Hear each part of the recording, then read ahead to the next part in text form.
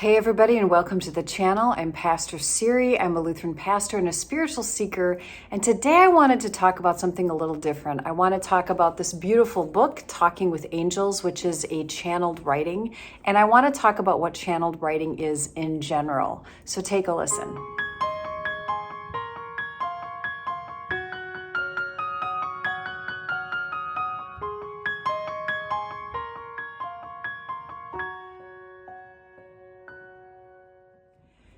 So based off of a recommendation from someone else, I got the book Talking with Angels and decided that I was going to read this. I was intrigued because it's about four people in 1943, 1944 in Hungary while the Nazis were coming into Hungary, that over the 16 months, basically, one of them started to channel really powerful messages from their angels.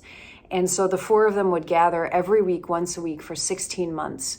And it kind of ends, unfortunately, where 3 out of the 4 end up dying in the Nazi regime. But the last one who survived, Gita, is the one who had been taking notes throughout this entire time. And quite a bit later, she was able to compile all of this and got it published. And in the 1970s, spent sort of the last decade of her life really talking about this profound and really interesting moment of their life, realizing that the messages weren't just for them, the four of them, but they were meant to be shared with everybody.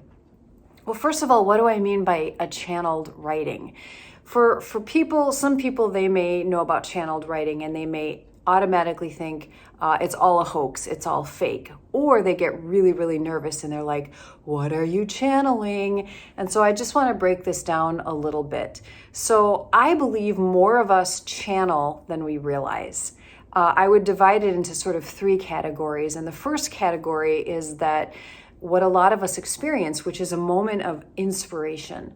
If you're an artist or you're a writer or a speaker or a musician or anyone who gets into like a flow where it's almost like a slight shift in consciousness and you just get ideas and you're really excited and things are moving, you could say that that is a very, very normal experience of channeling. The muse, inspiration, all of that stuff. But then there's like a second deeper level of channeling where it's sort of like your connection to the spirit world's getting a little bit more open. And in that, you might actually experience a deeper shift in consciousness and you start to get ideas and things that flow through you. And in those cases, people might journal, they might turn on a camera and start talking. There's many ways in which they might try to capture the information that is moving through them, but they're very aware of what's happening. They're very much present and able to articulate and what happened to them. But then the third level of channeling is different. This one is where it's like the person's consciousness shifts out a little bit and they become almost like a person in the background. They may not even be 100% aware of the information that's coming through.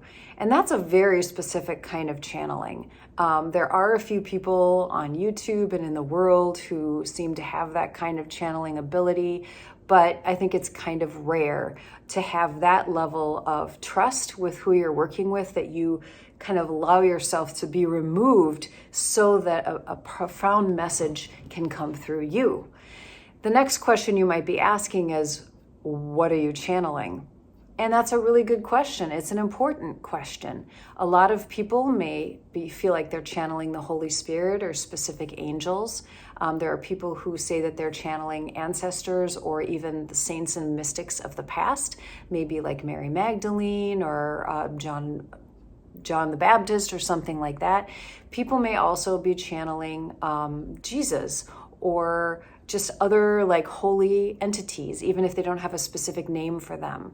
But it is really important that if anyone's interested in this, that they really check in to make sure they're putting boundaries around who they're open to channeling. Because I do believe that in history, if you have that gift of opening yourself up to spirit, that there's probably a lot of spirits that would love to be able to get a voice through you and to get a little bit of a handle into the world and share what they think they want the world to know. But not every spirit is wise. Not every spirit is good. Not every spirit has good intentions. And so it is important that if you're reading someone who's channeling, or if you're interested in channeling, that you kind of put your own parameters around who you invite into that moment. Now, you might think this is all bunk. That's fine. Although there's a lot of people who believe the Bible is exactly this. Especially more conservative people often believe that the Bible is more channeled than anything else, that it might be this category 3 that I talked about, where someone almost goes in a trance and is completely like gone while the Holy Spirit is writing through them. And it's possible that there are little parts of that might be true, but for the most part, I would say that the Bible is written in more of like a category 1 or 2. And also just like people are passing this information down, especially in the Old Testament, from generation to generation. So there's a lot of iterations that happen over time. There are various channeled writings that are out there that are actually Christian in nature. A very famous one to some degree is Jesus Calling. And I wouldn't say this is the number 3 kind of channeling where this person like empties out and Jesus speaks with them. But from what I know about it is that this person was journaling and they were getting really profound journalings. And this is totally possible and for you to try. Elizabeth Gilbert does this as well, where for years and years she's had a practice of writing to love, what do I need to know today? And then she just begins to write.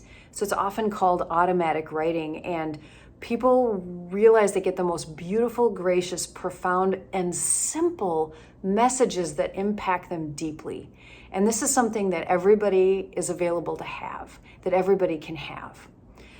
The other book that I became aware of is called A Course in Miracles.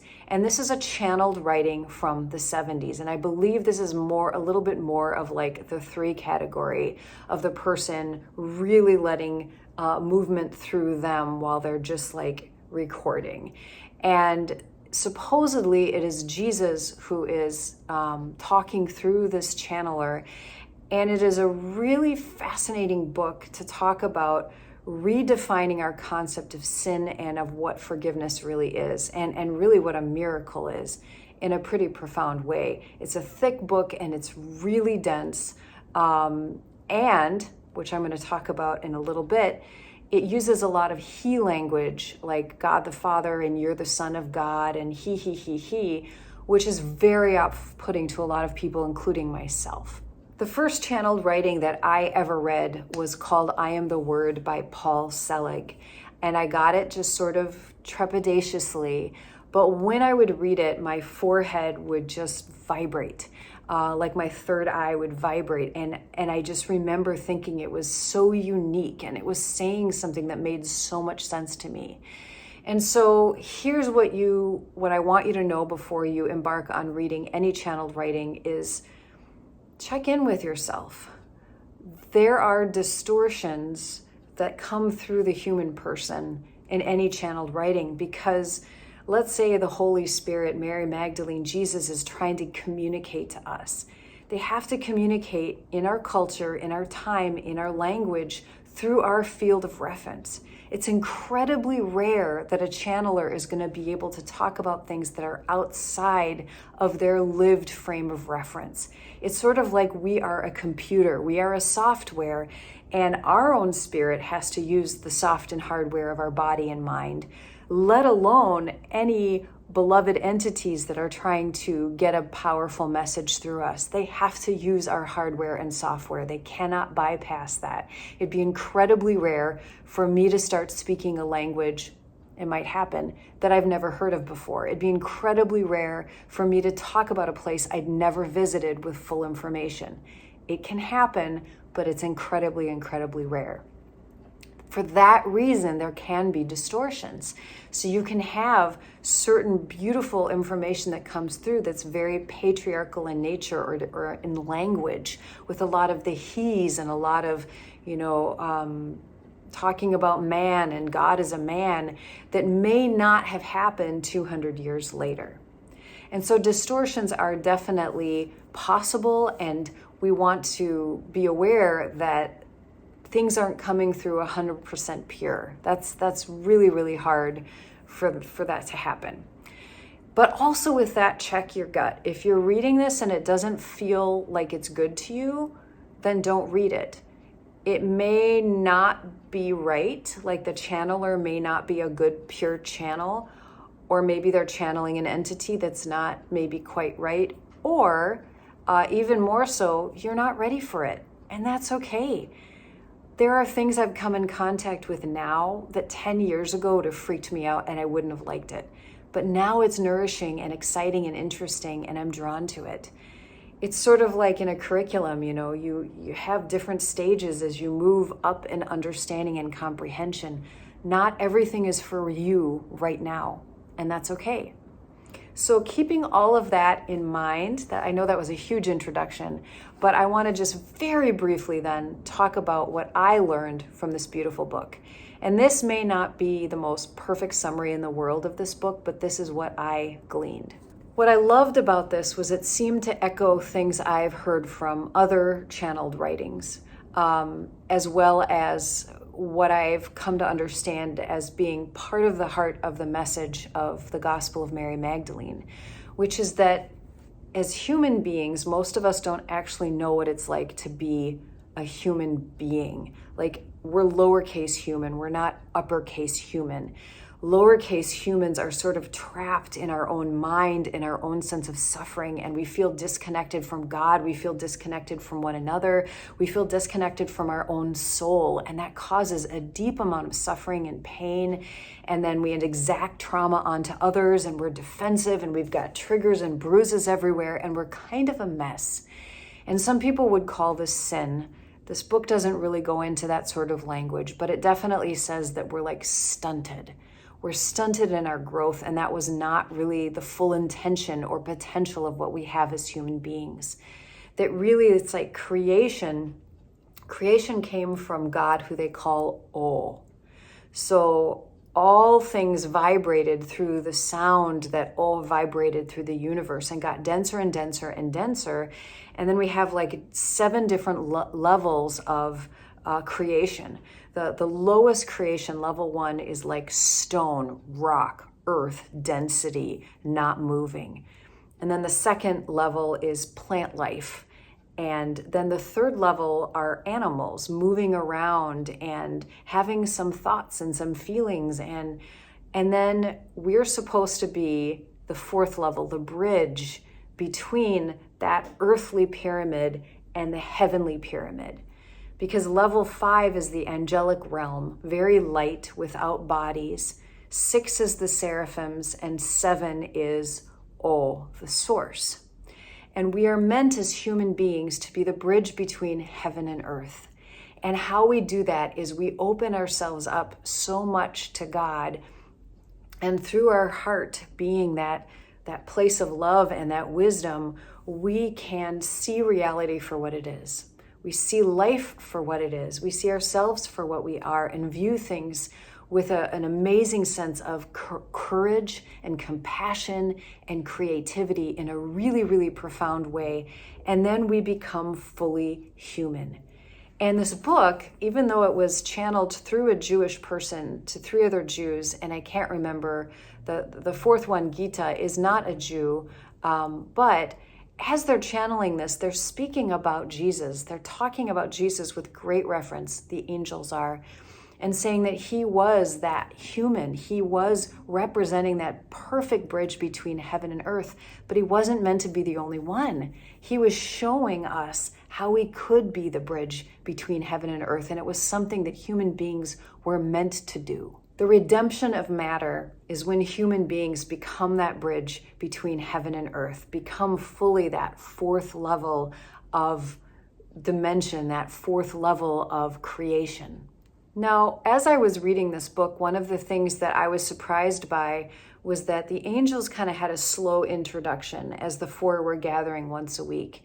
And the angels were really focusing on helping the 4 of them get rid of their fear, just in general. Like, nothing bad was happening necessarily at the beginning of the time in which the channeling started.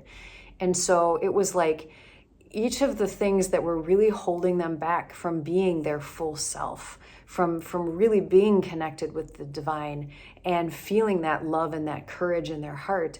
Whatever that was, the angels were like trying to get them to see it, to notice it. It was like your lack of self-love, your lack of ability to care for yourself, your lack of courage, your lack of connection, like see it, see it. And then all of a sudden, like shit starts to hit the fan. The Nazis invade Hungary and fear starts to spread and things start to go wrong and things start to get worse and worse and worse and worse. And what I expected, because the narrative of what's happening in the outside world is sort of interspliced in between these messages, I expected the angels to be like, oh my gosh, this is so hard. I'm so sorry for you. And the angels weren't. They were like, level up, my friends, level up. And it was so profound. It was almost as if the angels knew what was coming, like knew how awful it was going to be. And they didn't pity these 4 people. They were compassionate and they were loving, but they were like, listen up. If you fully embody who you can be, I'm telling you, things are not going to be the same for you. And what was fascinating in reading this story, as eventually they go into the city and then there's arrests that are made and people are being deported and ghettos being built, and Gita ends up being the military commander of all of these women and children in a work camp to make shirts for the Nazis. And in that way, they're under her protection. And in all of this, it takes unbelievable amount of courage and creativity and fearlessness that would not have been possible if they had not been prepared in the work they'd been done with the angels beforehand. And I think they would have said they could not have done what they did. They could not have helped the people they helped without the fearlessness and the courage that the angels brought them and the messages they kept getting.